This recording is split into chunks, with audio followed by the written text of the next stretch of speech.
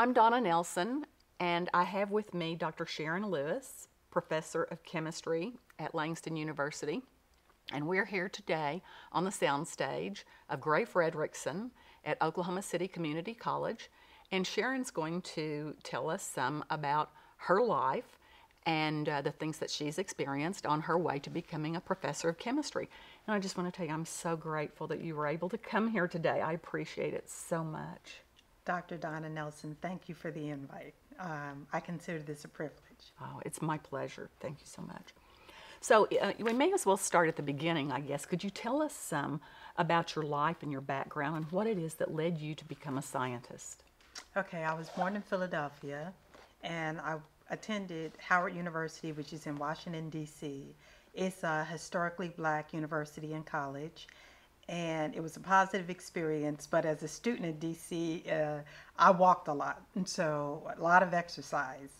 Howard was a positive environment. I was a zoology major, chemistry minor, had excellent teachers. I was inspired by my uncle Wayne Miles, who is a chemist. He got his PhD from Temple University, and I watched him work so hard on that and not give up. And so when he became on faculty at Howard, it was a thrill. And he's an analytical chemist, and I'm a biochemist. Got my PhD from the University of Oklahoma. In between Howard and getting my PhD, the Army paid for my college. So I was in ROTC while at Howard University. And so I owed the Army 4 years active duty, and it was all at Fort Sill, which is in Lawton, Oklahoma.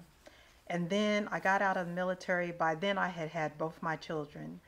And so I was looking for a chemistry job or, zoology job or some sort of job like that.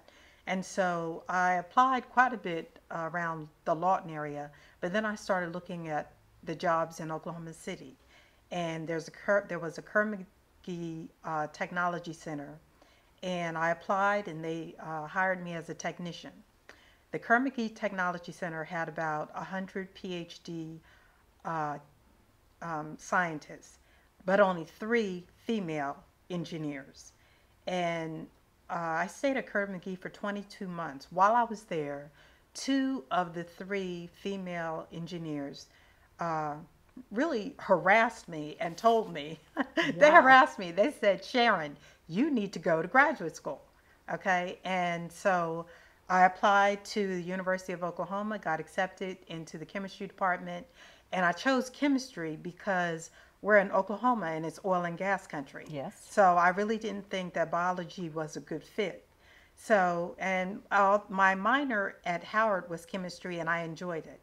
And so I attended University of Oklahoma chemistry department, and my mentor was Dr. Bruce Rupp. Great. Okay. Mm-hmm. And so now, just to be certain, it may be unbelievable, but some people don't know what an HBCU is.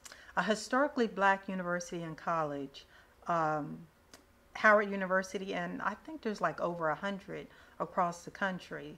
The one that's furthest west is Langston University, where I presently work. It's primarily a minority university. And right now we are we are really trying to get more Latinos and Asians and more minorities to attend Langston University. Diversifying a little. We are, yes, we are, yes. And Langston is Oklahoma's only HBCU, isn't it? Correct, correct. Mm-hmm. And always has been, hasn't it? Yes, in the town of Langston. And so there's some historically black towns across Oklahoma, but Langston University it's a very small town. But I understand, like 60 or 70 years ago, it was a progressive town. I mean, a lot of black businesses and everything. And so the administration is really working hard to try to bring businesses back to Langston University. That's Langston fantastic. Area. That's Yes. great. Okay. And now your uncle, who you said... Dr. Wayne Miles. An analytical chemist. And so when he came on board the faculty at Howard University, and you were still there Yes. as a student, and so what was that like, having your uncle in the faculty where you were taking some courses? It was very interesting. It was fun. He actually had me do research in his lab. Great. So I was an MBRS student, Minority Biomedical Research Scholar student. And so I worked in his lab, and he basically had me do menial tasks in his lab in order to prepare the laboratory for his teaching. Yeah, but any experience is beneficial. It was very beneficial, and it was wonderful just seeing family every day. Oh, yeah. And then he would allow me to just come spend the weekends in his apartment, and so it was just wonderful. He made being at Howard a wonderful experience. That's great. Now, once I graduated, he then took a job at Agilent Technologies. Oh. And so that's where he's been for the last 20 to 25 years. Yes. Did you sit in on any of his classes or take any of his classes? I didn't take any of his classes, but right now there's an orthopedic surgeon in Lawton, Oklahoma, who my uncle taught. And so we were just talking. The orthopedic surgeon's name is Dr. Wayne Johnson. And we were just talking about the faculty at at Howard. And he said, oh, there was this guy named Wayne Miles. And I said, hold up, he's my uncle. And he's like, really? That's great. And so I told Uncle Wayne, I said, one of your students is an orthopedic surgeon, a very successful one. And so That's great. it would be wonderful for those two to meet. Yes. Oh, yeah. Well, that's very interesting. Yes. Yeah. And so then you went on and went to graduate school. So when you applied to graduate schools, was OU the only one that you applied to? Also applied to the OU Health Science Center, but it was more going to be biological. And so I really wanted the acceptance at the Norman campus in the chemistry department. Yes. Well, that's good. That's always good to get what you want the most. Yes. Yes, Yeah. I did. And so was that a difficult transition for you, going back to school or, after being out for a while? It was an interesting transition. It was a positive experience because I had these women at Kerr-McGee saying, rooting for me, okay? That's great. And then I had this wonderful severance package from Kerr-McGee Technology Center, which was very interesting. And I was brought in as a teaching assistant at OU. Okay, so I had classwork and then teaching assistant and then working in a lab. Okay, now I was commuting from Lawton to Norman. Oh yes, my God. It was an hour and 15 minutes commute. That's about 70 miles, isn't it? Yes, but it gave me enough time to get organized. So it's like, okay, I'm leaving work, and what all do I need to do at home? Okay, the kids have my daughter had cheerleading. My son had football or baseball or something. So, I was always on a schedule. And it was kind of fun because my life was being fulfilled, but they were progressing also. That's wonderful. Yes, it was a positive experience. That's great. Yes. And so you were a TA. Now, at this time, what year was that you entered graduate? 1994. Okay. And during that time period, there still weren't a great number of black graduate students in chemistry. Correct. When I started in 1994, that August, there was one guy, okay, and he ended up just staying for his master's. He worked in the lab of Dr. Victor Otto, and then he went to Dallas to accept a job, okay, and so it was just him and I.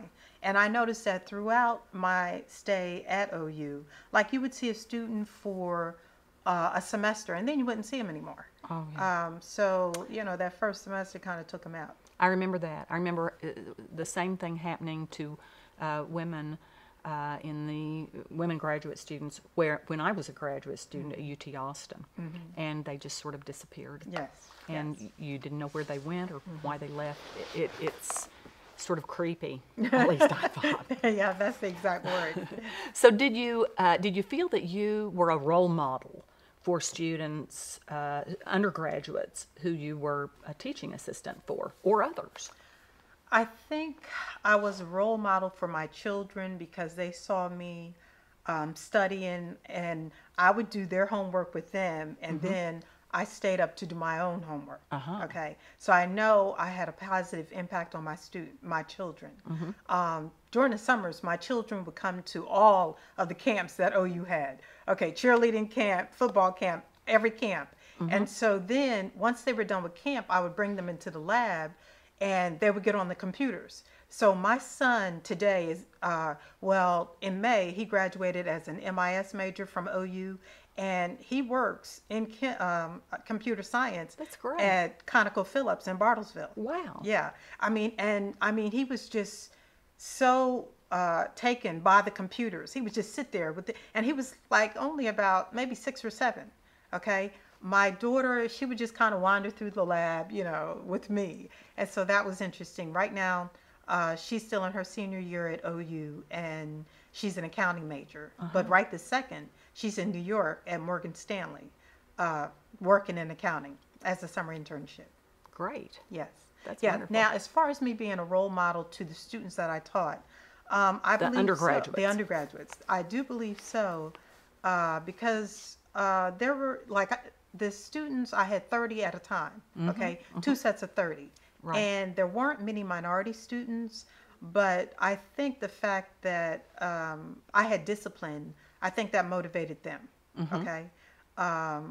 And I noticed that while I was in the row lab, I also had to train other students who actually, about 3 or 4 students worked on my project with me and got their senior thesis completed working on my project. And so I know I was totally That's wonderful. a mentor for them and I motivated them. Yeah, that's Yes. wonderful. But whether they're actually enrolled with you or not, just to know that you exist would be Yes. important for a lot of undergraduates. I mean, Yes. just to see you walking down the halls and knowing that you're there. Yes. Sometimes that can be very important also. One of the things that was totally motivational, there were 2 other ladies that were working on their PhDs in organic chemistry. And we would just see each other and we would kind of just commune together. And it was just kind of funny. And I'd come out of just doing a seminar, and you do seminars and you know that you've got 8 faculty members who know more than you Yes. know. Okay. And so, it may be an area of their research and you're doing a seminar, and, those 2 young ladies, they would say, okay, was this a win-win or a lose-lose? And it was kind of funny. This is a lose-lose. Okay. So, but it was fun because the seminars gave you an opportunity to look at other research other than what your study was.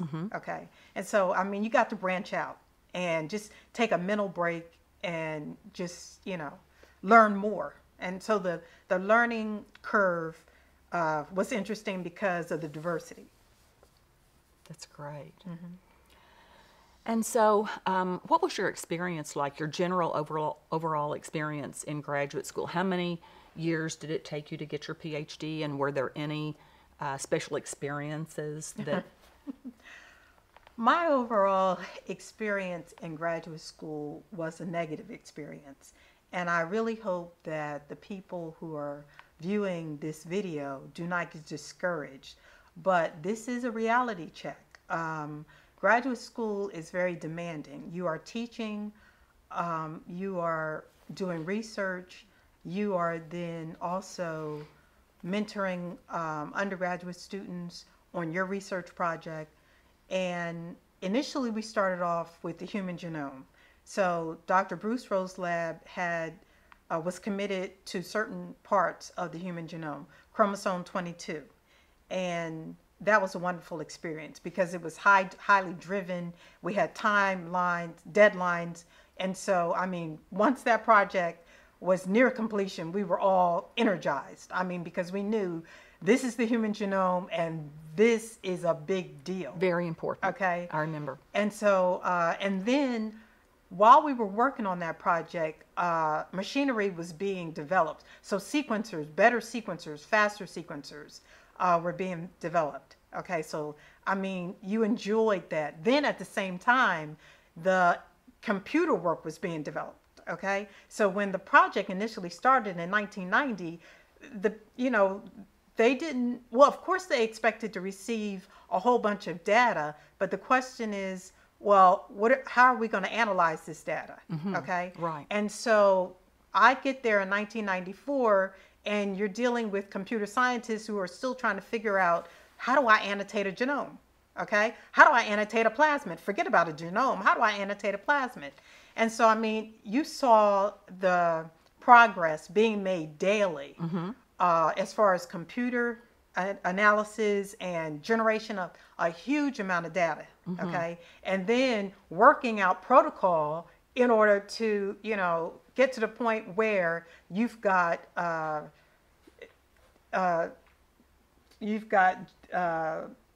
let's see, materials that can be sequenced in these sequencers. Okay, DNA to be sequenced, isolated DNA to be sequenced in these sequencers. Okay. And so everything was just totally driven day by day. Something was changing. And so you may have put a protocol on the website and you needed to take it off because that did not work correctly. Oh. Okay, so that was kind of interesting. Now, I say it was a negative experience. That was the positive side. I say it was a negative experience because initially I was working on the human genome. That was wonderful. Then I was working with some other undergraduate students in the lab working on their projects. Okay. And, a couple of times my name didn't go on the papers. And so that was kind of interesting. That can be very discouraging. My name did get on the paper for the human genome, but I noticed that it didn't get on the paper for some other people's research. Okay, but you just keep going. Okay. All right. So then it took about a year for my major professor, Dr. Bruce Rowe, to decide on my dissertation project. About 3 or 4 people had told him, I don't want to be bothered with this project. I don't want to be involved in this project because this is a lengthy project. Wow. Okay. And in my zest to go ahead on and start and get into a dissertation project, I was like, okay, bring it on. I'm ready for this project. Well, so initially the project, I was told, oh, you're just going to analyze or isolate or sequence a couple of proteins, and you're then going to annotate those proteins. Okay, that was like about 10. I was given the number 10. Okay, well then I continued doing the work, and I said to myself, okay, I should be at the point that I can annotate those 10 proteins. And so then he said, no, you need to do a little bit more work. So I did a little bit more work, about 6 months more work. And so I generated quite a bit of data. Okay. And so then about a year later, at this point, I'm starting to write my introduction. I'm starting to work on the dissertation. Yes. I'm writing the introduction. I'm keeping meticulous notes on materials and methods. Okay. And, I've not quite gotten to the point where it's time to analyze the data, but I'm realizing that I've collected a lot of data. Yes. Okay. At this point, he tells me, you are to sequence the entire bacterial genome. Well, there were other projects in the lab where people were just sequencing plasmids. Okay. People were sequencing BACs, which are, very small. I'm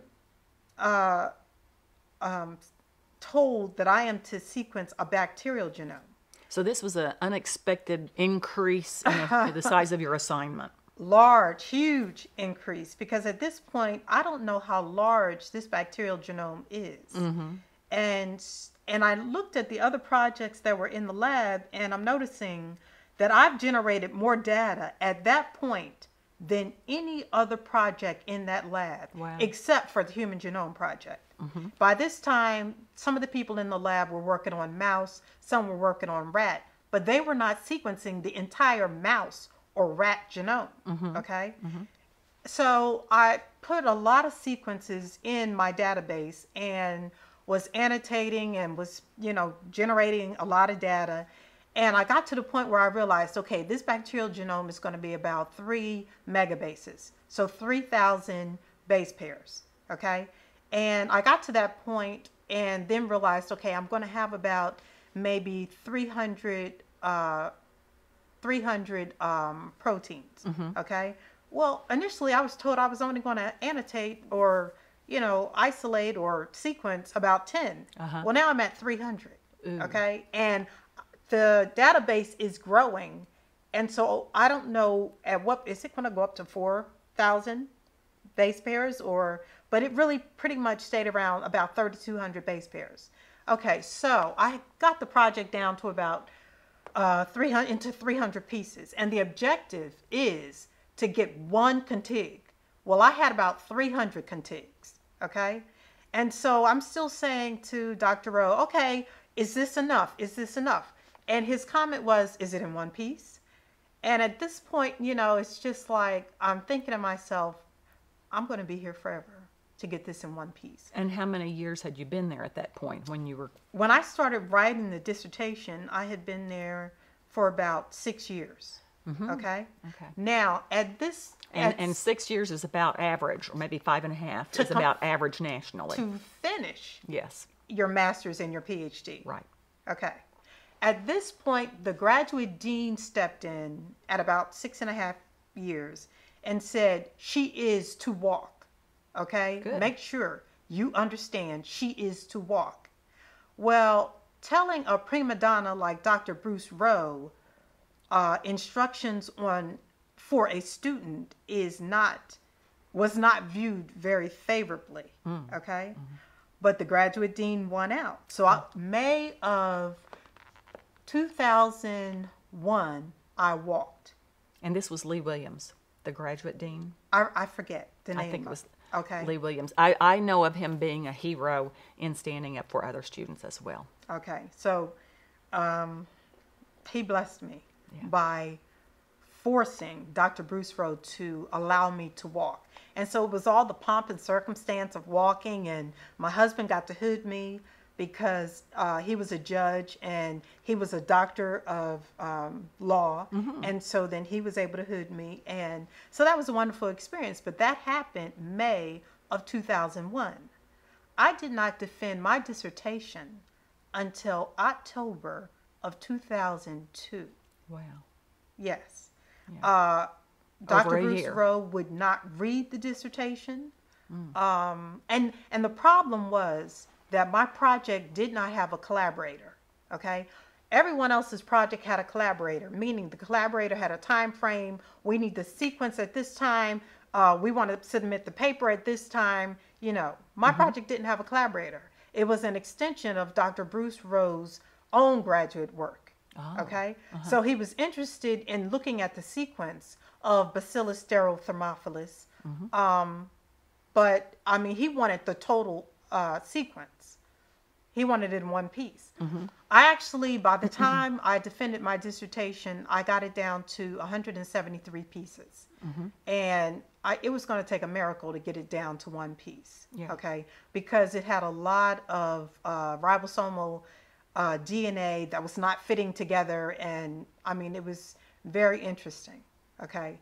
But the entire time, from the time that I walked, well, before I walked, I was writing the dissertation, and I was, as I said, keeping notes on the materials and methods. Okay. And I was watching other people annotate their genome. So I had started annotating, and I was not totally there, but the big deal was for me to find in the library a model organism for Bacillus thermophilus, which was my bacterial genome. Okay, it was gram-positive, and I needed a gram-positive bacteria. So E. coli was not going to work. E. coli was gram-negative. So I needed in the library a book that was the annotation of Bacillus subtilis.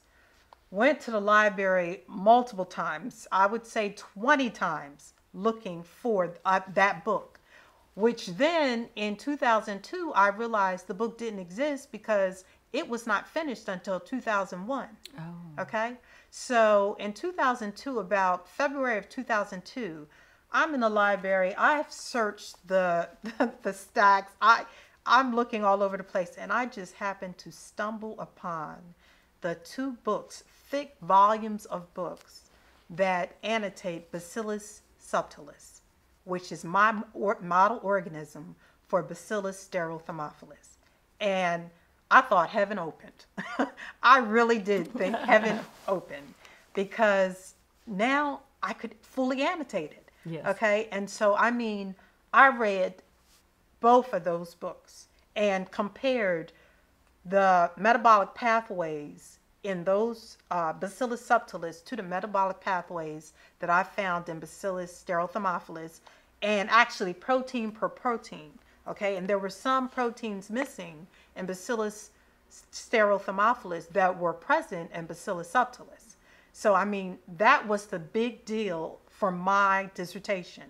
You know, when you're comparing a model organism to a newly identified organism, which was a thermophile, it only grew at like 70 degrees.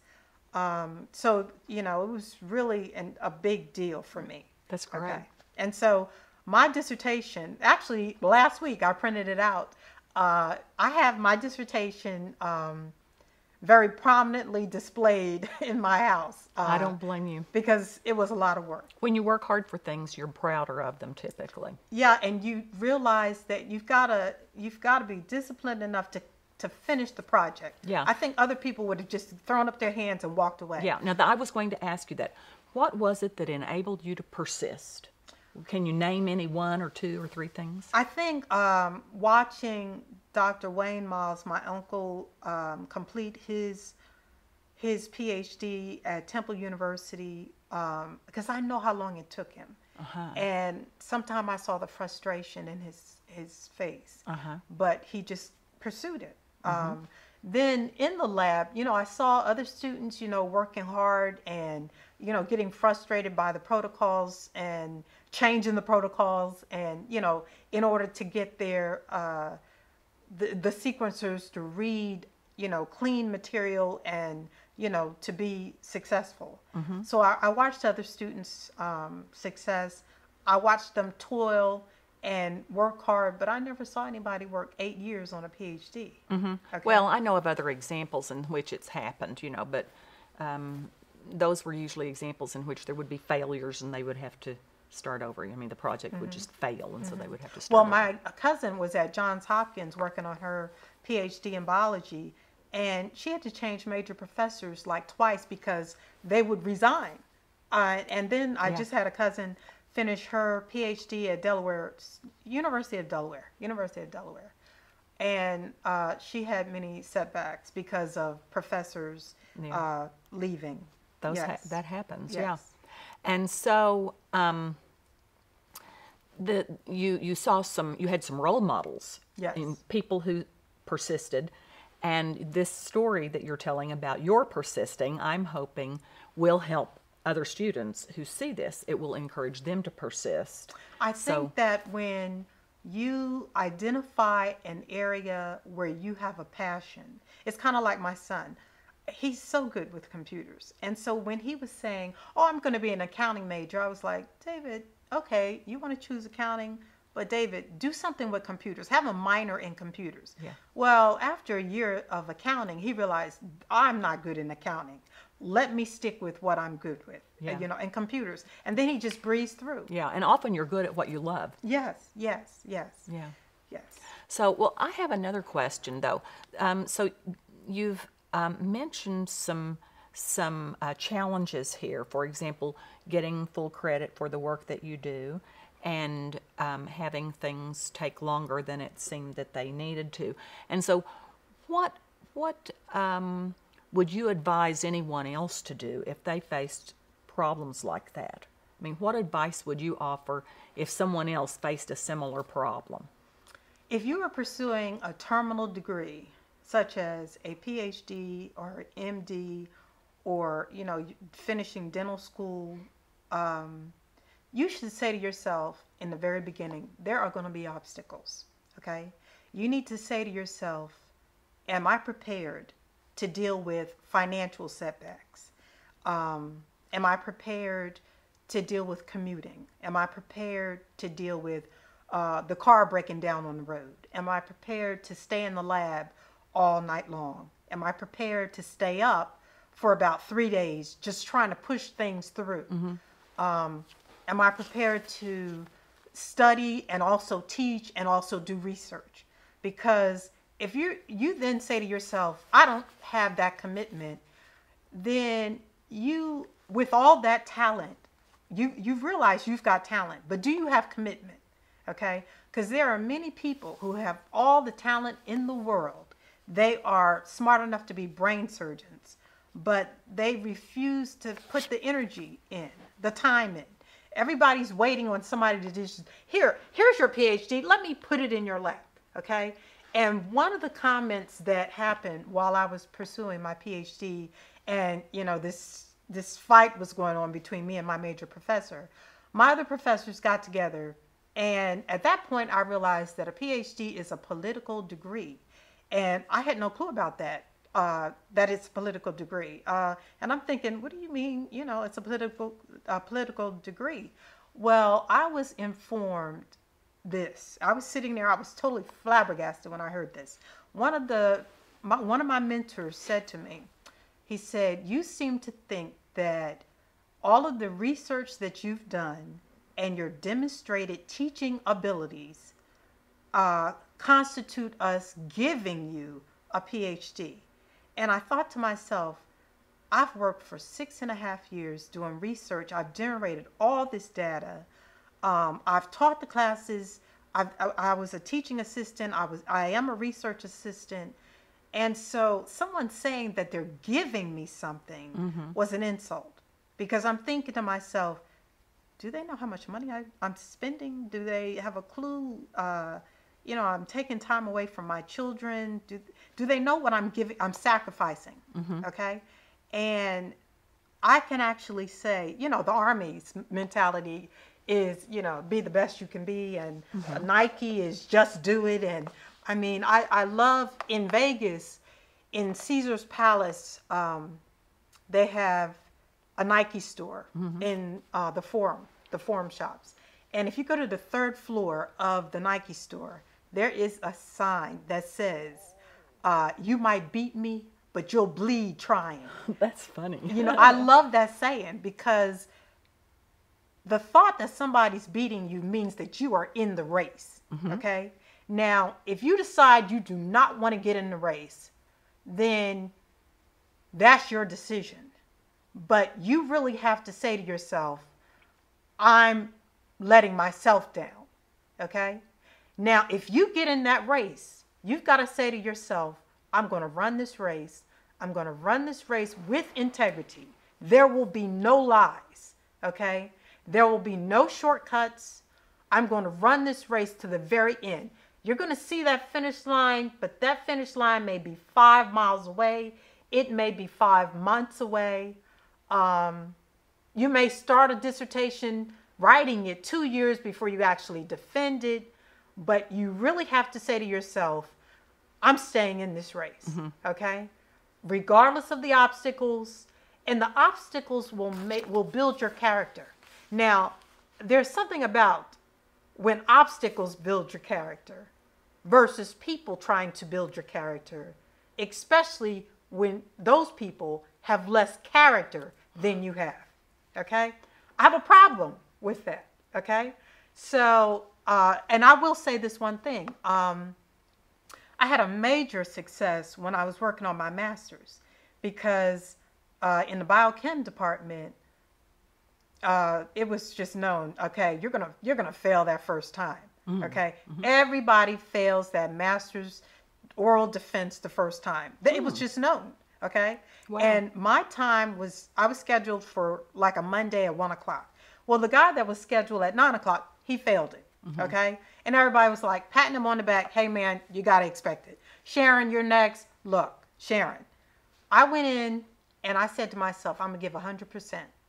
Now, I'm going to give 100%, and if I fail, I really don't know what else to do. Because if I'm giving 100%, as far as preparing this, as far as getting up, presenting it, if you then say to me, I failed, I just don't know what else to do. Yeah. So I gave my 100%. They said, okay, Miss Lewis, step outside, and we will let you know in a couple of minutes. And I stepped outside and I just sat there and I said, I gave 100%. That's the best you can do. That's it. So when I walked in and they shook my hand, I was thrilled. And then when I went back to the lab, they were like, Sharon, it happens to everybody. And I was like, I passed. And they were thrilled for me. That's great. I mean, it was just wonderful. Wonderful. Yeah. But if I were to tell other people trying to obtain a terminal degree, you've got to give 100%. There are no shortcuts. No one is going to hand you anything on a silver platter. And I come from a middle-class background where a couple of things were handed to me. And that PhD was not. Yeah, you have to earn it. A lot of people don't realize that. Yeah. But as far as not getting full credit for your work, would you advise students, like when they see that happening, would you advise them to go in and ask about it as soon as they see it happening? Or when it happened to you, did you just accept it and think, well, I'll work harder and next time I'll get my name on that paper? Well, no, I went to the person who was in charge of the projects and said, because it happened twice, I went to those, both of them were men. And I approached them and said, hey, I isolated DNA in this project, or I did this, or I did that. How come my name is not on the paper? And they were like, well, your contribution was minimal. And I knew my contribution was not minimal. I don't do anything minimal. Okay. And so at that point, you felt like there's not really a lot more that you can do. Or did they publish an errata or anything? No. Okay. No. Because that is a possibility. And so on your dissertation, when it started taking longer, you said that the vice president or the graduate dean got involved. Did you go to him, or did he hear about it from your advisors? Or Oh, that was an interesting process. And a certain professor told me, do not say anything. But I had a certain professor come to me and said, Sharon, you should have been gone a year ago. And he said, the amount of work you've done, the amount of teaching you've done, Sharon, this is not going to end well. And I was like, what would you advise me to do? And he told me, go to the graduate dean. I think that is good advice. Well, there's a time that you really have to do it. I went one step further. I wrote a letter to President David Boren.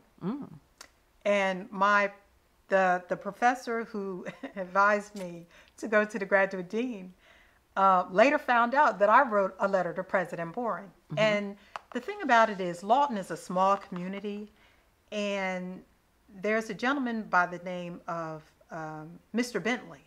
Mr. Bentley owned the newspapers in Lawton. Mr. Bentley was on the Board of Regents. Oh, wow. For OU. And so at the time that I wrote the letter to President Boren, I had already talked to Mr. Bentley. Okay, so President Boren had my letter, but then Mr. Bentley called. And so President Boren's chief of staff was then dispatched to go to the graduate dean and say, what's going on? And so I forever, when I see President Boren anywhere, I'm thinking to myself, that man does not realize how he helped me. He really has no clue. It's amazing how sometimes people can make a difference with just the one action, and they can turn everything around. Because it was obvious that the amount of work, as they said, you think that the amount of work that you've done and your demonstrated teaching abilities constitutes us giving you a PhD. If you're saying that to somebody, it's kind of like, and then they all kind of sat there, ha ha ha, and it was like, okay, gentlemen, you're not going to get the laugh last here, the laugh here. And so, you say to yourself, I should not have had to go to that extent. But after putting in that much work, that many years, that much money, that much sacrifice, I wasn't walking away. Right. And I've seen other people in that lab walk away. Give it up. Just say, I'm out. I've seen that happen also. And I think that's one of the reasons, this sort of story, you're being willing to tell this sort of story, is what makes these videos very important, because if students hear and see stories like this, then they may not have similar experiences. They may not ever need to know that these things have happened before. But if it does happen to them, then they know it's not just them. And don't give up. Yes, and they have an example of what to do. And it's very important to listen to these stories and accumulate solutions, possible solutions, so that if something happens, they have a number of possible solutions that they can do, and they understand that this sort of thing, it is not unknown that these things do happen. And so I thank you very much. My big just hallelujah was finding those 2 books on Bacillus subtilis in that library as many times as I was between those 2 aisles in that library, and then OU had purchased those 2 books. That's wonderful. That really was wonderful. That is wonderful. And so then after you got your PhD, how long was it between then and your becoming a professor at Langston? I was unemployed for 4 months, and I really needed that 4 months to get rid of the bitterness, to get some rest, to try to erase some things. And did you live at Lawton during that time? I was in Lawton, yes, and was spending time with the kids and my husband, and just not really reading, but just chilling out. Yeah. My chill out period. I went home to Philadelphia during that time, and family loved on me and everything, so that was wonderful. Yes. I bet they were very proud. Yes. But Uncle Wayne was the first person to get his PhD, and then Wendy got hers from Johns Hopkins, and so I was the 3rd person. And who is Wendy? Wendy Williams, Dr. Wendy Williams, and she's at University of Penn and right is now. she a cousin of yours? A cousin, yes, a first cousin. Okay. And then I'm the 3rd person, and then the 4th person is my cousin Faith Miles, who just finished last year. So one role model after another. Yes, then. yes. That's great. Yes. That's really great. And so then did you interview at many places, or did you sort of determine that you wanted to go to Langston? Or the best interview that I had was in Boston. Okay, that was very interesting. They called me up. They said, we're going to fly you in, put you in a Marriott resort, and you will interview with 10 people. Now, in one day, between 8 and 5, you're interviewing with 10 people. Wow. And so that was kind of grueling. But their lab was just like Dr. Rowe's lab was well equipped. They were doing DNA sequencing. And so that was a wonderful experience. I did not get that job. It was just a pipe dream to just go and have the experience. And what institution was this? It was not at an institution. It was at a private company. Oh, it was industry. Yes. Okay. And the thing about it was, it wasn't realistic. Sharon, how were you going to move your family up to Boston when your husband's the primary breadwinner? Yeah. I mean, you just can't move. Or what was I going to do? Commute up to Boston? I mean, commuting to Norman is one thing. Commuting to Boston, back and forth to Boston, was another. But it was just the fun of the interview. Yeah. I mean, I felt special for even being considered. So that was interesting. Yes. And so then you interviewed at Langston, and you received an offer from? I was actually working at the Health Science Center. Okay. For 1 month, and then before Langston asked me to come interview. Okay. So I stayed at the Health Science Center, and then Langston was really serious about, are you going to take this job as a chemistry professor? And so the transition happened. Yes. And so in 2003, I started at Langston as an assistant professor. I got tenure in 2007. Okay. And were you still commuting, or did you move then to Langston? Oh, that was wonderful. Okay, for 2 years, from Lawton to Langston, that is a 2-hour commute. Okay, you one drove way. It every day. One way. Okay, and I did it every day. I think there was one snow day that I actually just stayed on the campus, but otherwise I commuted 2 hours to get to work, 2 hours to get back. And still was at my son's football games and my daughter's cheerleading. events, and so doing homework with them and everything. Okay. So you were spread a little thin. I was spread perhaps. a little bit thin, and so then my husband got promoted to the Court of Criminal Appeals in the Capitol, and he said we are not commuting, so we moved up to Edmond. That's great. That's Yes. That must have seemed much closer. Yes. So that was 35 miles from Langston. Wow. Yeah. And my children were not used to seeing me as much. And so it was an interesting transition because it was like, she's here all the time. Who is this person? So that was interesting. Yeah, we had a growing experience there. But, and we moved them at the wrong time because my daughter had just made the cheerleading team in 9th grade, and it was her world, and my son was on the football team, and so we moved them at the wrong time. Oh. Yeah, we really did. Yes. And so, I mean, we made up for it with them going to OU. So it Well, was that's okay. good. Yeah. That's great. And so then how were things at Langston? I mean, you've gotten tenure, so you've succeeded there. And Having President Joanne Haysbert as president, she mentored me from afar. She did not pick me as a favorite or anything like that. But she would send a letter to my desk saying, okay, there's a meeting in San Francisco. And I would look at the letter and say, oh, okay, yeah, there's a meeting. I've got teaching responsibilities, and I'm doing research with OU and OU's Department of Engineering and this and that and the other. Well, then she would have someone hand deliver me that same letter. And so then I was like, oh, I think I need to consider this. Okay. So then her secretary would call me and say, did you make flight arrangements and it's hotel nice arrangements? to feel wanted, isn't it? And so she mentored me. She really did, from afar. Okay. That's and so great. that was very wonderful. President Haysbert was there for 6 years, and my shining moment was there were about 25 people applying for tenure and promotion at the time that I was.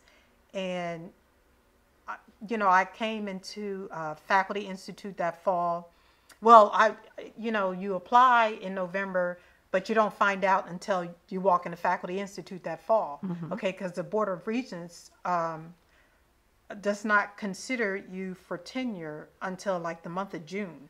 Okay. Right. And I don't think quite it's the Board of Regents. I think it's another board, higher education. But so I walked into the meeting, and I was just strolled into the meeting, sat wherever, and so then I'm sitting there, and I hear my vice president says, "Will Dr. Sharon Lewis come forward?" And I'm thinking, what did he say? And he said, "Will Dr. Sharon Lewis come forward?" And I went down, and I'm thinking, okay, there's 150 faculty in here. Oh goodness, what did I do? What is he going to say? And President Haysbert comes over with this envelope, and she said, of all the people that applied for promotion and tenure, or promotion or tenure, Dr. Lewis is the only one who got promoted and tenured. Wow. Okay, no one else got promoted, no one else got tenured. What an honor. I mean, it was just one of those special moments. It was just like finishing that master's thesis and them shaking my hand saying, okay, you're done. That's I mean, nice. after doing it just one time. That's nice. And so those kind of things, are special, but you've got so much research and teaching to do, you can't let it go to your head. Yeah. I mean, you've Right. got so much responsibility. But it is nice to have those things It really happen. is special. Yeah. It really is. I would have dressed up if I knew that was going to happen. Give me a hint next time. Yeah, I really would have. Well, that's great. So you're on the track you want to be on, obviously. And so where does your career go from here? What goals do you have, and what are you doing to pursue those? Or Langston, being a historically black university and college, what happens is for me, I have a lot of collaborations. Okay, I've had 6 collaborations with the University of Oklahoma Department of Engineering. Wow. Okay, now I was a biochemist at OU. That's wonderful. But I now have an asphalt chemistry lab at Langston. Great. Okay, and so those projects are wearing down, and like 2 papers have been written, or 2 or 3. And actually, October the 1st and through the 3rd, there is a conference in Brazil. And wow. some of the work that I did is on a paper that will be presented at that conference. That's great. So I've already And your looked. name's going on it, right? My name is on it. And I've actually gone on Expedia and looked at the plane tickets and everything. So that's kind of interesting. So I've had those six sub-grants with the University of Oklahoma. I've had a 2-year collaboration with Carnegie Mellon University. I've had a 1-year collaboration with, the collaboration with Carnegie Mellon was with their Pittsburgh Supercomputing Center for me to develop a bioinformatics class at Langston University. Wow. So every fall I teach bioinformatics class. And, I'm still in close contact with the people in Pittsburgh because, like, as they change things, they update me and then I change the class. And so it's just a wonderful experience. Perfect. When I need them to come down to teach something, they do it. Okay. That's great. And I've gone to Pittsburgh like 3 different times for 2 weeks at a time in order to learn more and more, okay, as far as annotating genomes and bioinformatics. Okay, so, University of Oklahoma, Department of Engineering collaboration, Carnegie Mellon collaboration, University of Michigan Medical School collaboration, because we were looking at the genes implicated in susceptibility to bipolar disorder, okay? Wow. And I actually wrote a paper with one of my students who, one of the students that was doing research with me on the C-catechol methyltransferase gene and its impact on bipolar disorder, okay? Now, before I wrote that paper, after I wrote that paper, that's when I established the collaboration with the University of Michigan Medical School. Mm-hmm. I'm trying to establish, for the last year, I've been trying to establish a relationship with Indiana University Medical School. They've got quite a few people dealing with bipolar disorder. And one of their medical doctors there, and I have really been in touch with his name is Dr. Paul Edwards. And we've really been trying to get this collaboration going. Wow. But I've had collaborations with Jackson State, which is also an HBCU. Yes. And North Carolina Central University. We've all worked together and generated a paper, okay? And that was fun. But we all got together because we submitted a white paper to the University of Michigan Medical School. Mm-hmm. Okay, and so I learned how to use Cytoscape, which is a bioinformatics tool from the University of Michigan Medical School. Okay, so that was my big deal. What I wanted from them was to learn how to use Cytoscape. And they then dedicated one of their visiting professors to me every Friday for an hour. He worked with me. That's great. As far as using Cytoscape and learning the tools that University of Michigan's Medical School's mm-hmm. bioinformatics department has generated, those tools. Yeah. And so then I've had collaboration, of course, with the Lewis Stokes Alliance for Minority Participation that is at Oklahoma State University. Mm-hmm. And then at the OU Health Science Center, I have a collaboration with Dr. Darren Akins because they give $30,000, $40,000 worth of money to Langston's biology and chemistry department for us to continue biomedical research. Mm-hmm. And so I just received a letter from Dr. Akins telling me this year is $30,000 and, okay, Sharon, how are you going to spend it? And my response was, I need to buy more computers for my bioinformatics class. Yeah. And so, updated computers. Previously, like 5 years ago, they gave me money for computers, okay? So I love the OU Health Science Center, and especially that inbred program that they have, mm-hmm. because they're so generous in giving. And so where I am right now, as far as what I want to do next, is I've had all these collaborations. Langston is not an R01 mm-hmm. university, right. Mm-hmm. like Tulsa University or Oklahoma State University or the University of Oklahoma, in that we don't get the big grants from NIH or NSF. Mm-hmm. But I want an R01 grant. Sure. Whether it's in asphalt chemistry or bipolar disorder or bioinformatics. Right. Okay, those are my 3 areas of interest.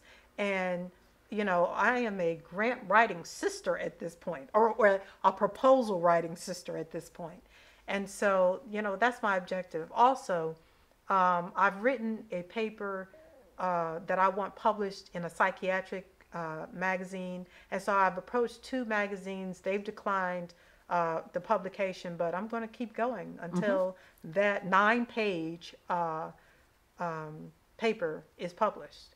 And so my objective for this school year is to write other papers on research that I've generated, but then also to establish other collaborations, especially this one at Indiana University Medical School, and then also to write a proposal or 2 that, are R01. Yeah. Yeah. Well, you're certainly working in some hot areas, Yes. and it's quite obvious that you have your goals outlined, Yes, which yes, I think, in a way, makes you a wonderful role model. Thank And I you. was just wondering, do you have any wild idea about how many students you've impacted over the years up at Langston? Any guess? I've had students in my bioinformatics class, and although we only meet twice a week, we're interacting, seriously, because at the end of the class, they have to do a presentation. And so, they have to take time. If they don't get it in class, they have to come spend time during my office hours, and we have to sit there one-on-one and let's get this squared away, Yeah. as far as getting on the computer and searching the websites. And, like I allow them to choose their own disease. I allow them to choose whichever gene that they want, and then we will work that. Okay. Now, if at any point we're using the databases and we're not able to generate a protein structure for that gene, we got to start all over. And when I have to tell them they have to start all over, oh gosh, it's so special. It's not good for them. Okay. Yeah. And so, how many students have I impacted? I would say maybe 25. But also, I have a collaboration with the Academy of Applied Science, in which it's called the Research and Engineering Apprenticeship Program. And so I would have high school students come do research in my lab for 1 month during the summer. Okay. So I think maybe 25 undergraduates and maybe 10 high school students. That's great. That's fantastic. Well, it was so nice to hear your story. Believe me, this is going to be very, very valuable. Thank you very much. Hearing things like this enables students not to be blindsided. I think it gives them a really good education. Is there anything else that you would be interested to add?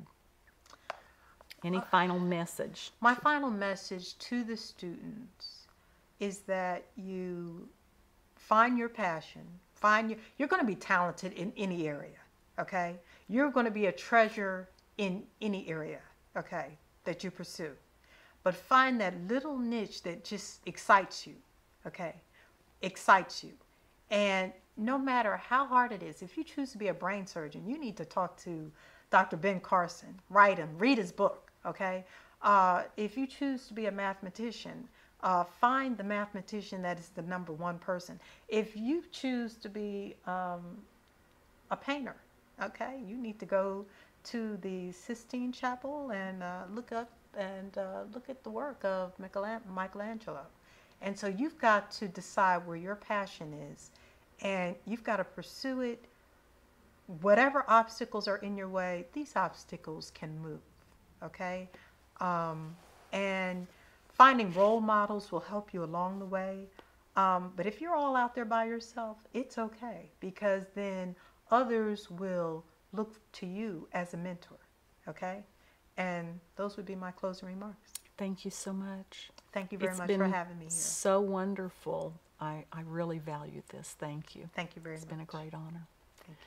So, and thank you, all of you.